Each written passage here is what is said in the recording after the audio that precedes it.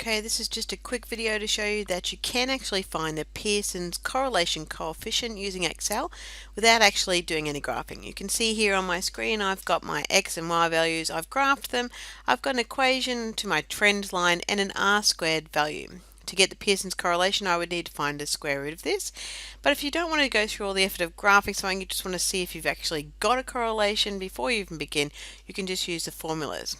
So we come down here, we're going to find our Pearson's R value, and it's going to be equal to, and we've got correlation, and we just put in our X values, and comma, and our corresponding Y values, close brackets, and enter. Now this is Pearson's correlation coefficient there.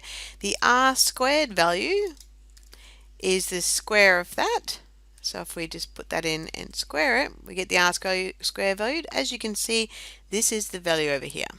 Now this video goes with our scatter plot series, so if you want any more information on how to find these values the longer way or by hand using Excel, you can watch those videos.